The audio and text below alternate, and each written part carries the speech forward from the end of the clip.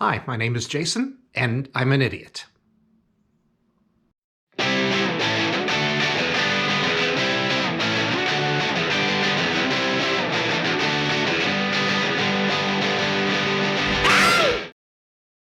My name is Jason, and I founded Dukes of Biohazard Racing on a whim, pretty much.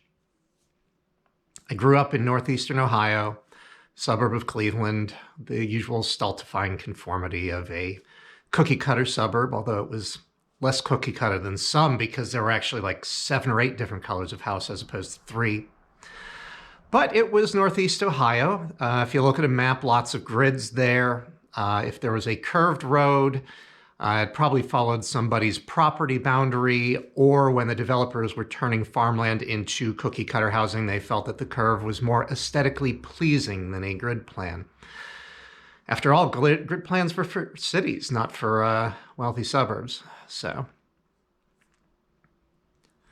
wasn't really into driving or cars beyond my preteen years. You know, as a 10-year-old, I had Lamborghini posters and Porsche posters on my walls. And then that kind of went by the wayside as I got into other things. Went and got a TV production and kind of set aside the car dream because, you know, in those pre-internet days, it was not as easy to discover that there was such a thing as affordable performance. And it looked like I was rapidly approaching a career track where every performance car that I'd ever desired was going to be out of my reach. I got a degree in TV production and then went to paramedic school because I took an EMT elective and thought that was far more interesting and seemed like a lot less work. We can debate about whether that's the case, but in either case, I decided apparently that it wasn't enough work, or more accurately, that I was working with a couple of morons that I just couldn't work with anymore. So I went back to medical school. However, in the meantime, I had gotten married and divorced, and after that first divorce, yes, there have been 2, I kind of started getting back into the car thing. Pennsylvania driving, very different from Northeast Ohio driving. Properly, we are not actually in the mountains. From a geologic perspective, this is an eroded plateau. But that makes for some pretty good driving roads. There's a lot of curves, a lot of hills, a lot of bends, a lot of different things you can do. And to give you an idea of how good it is, Car and Driver's famous Hocking Hills test loop is also eroded plateau sort of terrain. Now, a lot of people will talk about the California Canyonlands and how delightful those are, and I'm sure those are very good. But we have a few things that they don't. We have enough moisture that wildfires are typically not a problem, so you don't have to drive through smoke. We have seasons. You can drive in the snow on terrible, terrible surfaces and kick the end out of your car and kind of do a little bit of drifting even at low speeds, just starting from a 4-way stop and going around the corner. Now, the disadvantage, of course, is that we have potholes as a result. So I can't say that it's all good, but it is mostly good. So that got me into driving quite a bit more. And when I was divorcing from my first wife is when I first started thinking about performance cars a little bit, and more specifically, affordable performance. The internet was a big thing now, finally, and you could find information on that more readily. Of course, as the parent of a small child, I couldn't just go around picking up tiny, dinky performance cars. I had to be able to fit a car seat and perhaps a girlfriend at the same time. So my first performance car, such as it was a Chevy Lumina LTZ, 200 whole horsepower, which is pretty anemic by 2022 standards, but 2023 standards. But at the time, 0 to 60 in 7.5 seconds for a family sedan was pretty much what performance you had. And because of the divorce, I kind of developed a style of driving that could best be described as not really caring whether I particularly lived or died. But I eventually got over that and didn't start driving much better. Went through a series of cars, and at one point, it wasn't so much that I got interested in rally as I kind of was looking at different things you could do with cars. I did a PDE day up at Pit Race, kind of drove around the track there in the Taurus, which was an SHO. kind of my gift to myself after graduating residency, and to this day, the only new car that I've ever bought. Zipped around the track a little bit, but I don't know, it just wasn't fun enough to justify all the tires that I burned. So I started looking at different driving schools, and Car and Driver or Road and Track, one of those places, had an article on 5 driving schools that will improve your driving. And one of them was, I think, actually Dirtfish. It was definitely a rally school, but I'm pretty sure it was Dirtfish. And I said, oh, that sounds really cool, because to this point, all I'd ever really driven on was roads. So I just kind of put that as a bookmark and left it for a someday sort of thing.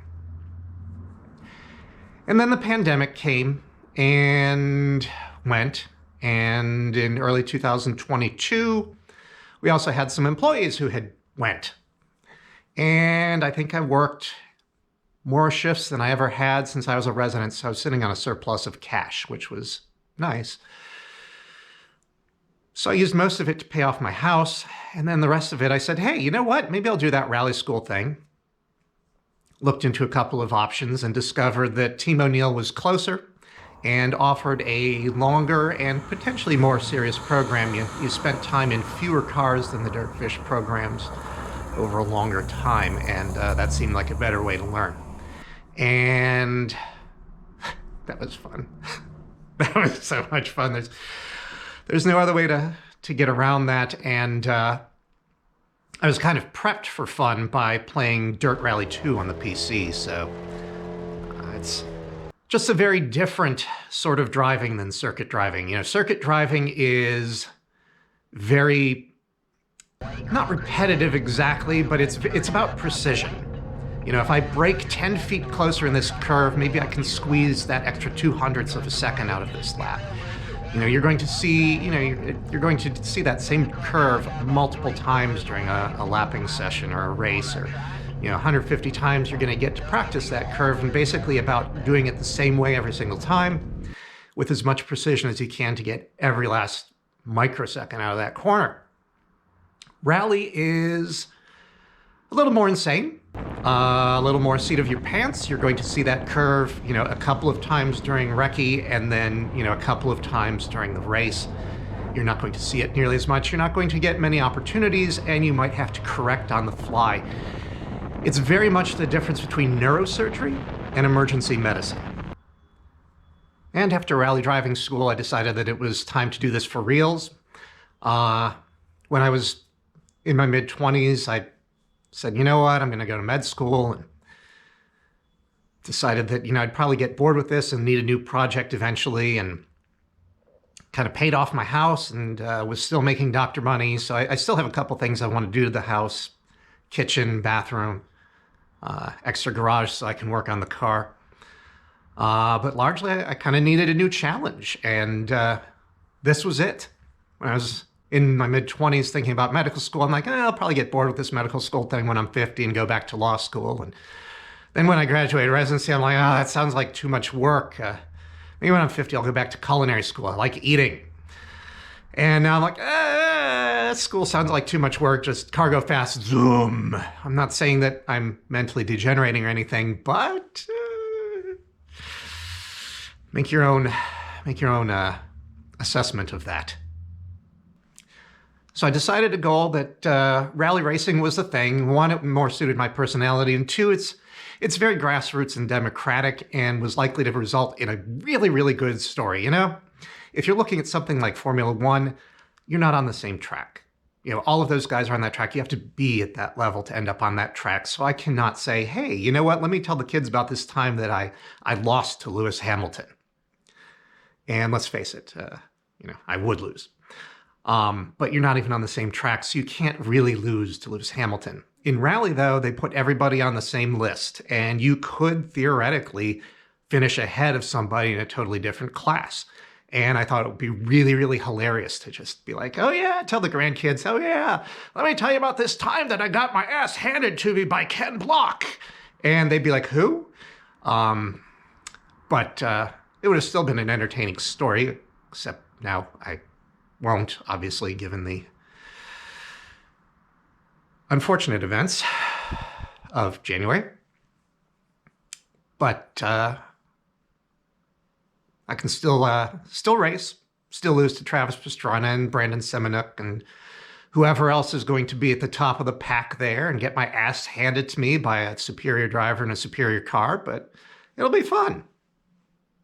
I've spent the last couple of years spectating at STPR, or not so much spectating as actually doing the medical volunteer thing, which has been fun and allowed me to kind of see things up close.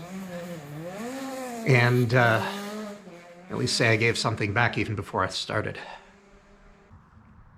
My goal is to have the car ready by July, because that would let me start with the Southern Ohio Forest Rally. And Brandon, my car partner from rally school, has expressed an interest in wrenching a little bit, so it'd be good to have at least one crew member rather than trying to do this all by myself. So that's my goal, is to buy a car, build a car, put together a team, and maybe find a way to make it pay for itself so that I can cut back on this whole medical thing and start using the race car to pay for itself. Because why not? But in either case, I'm going to make it out there eventually, and we'll see you on the course.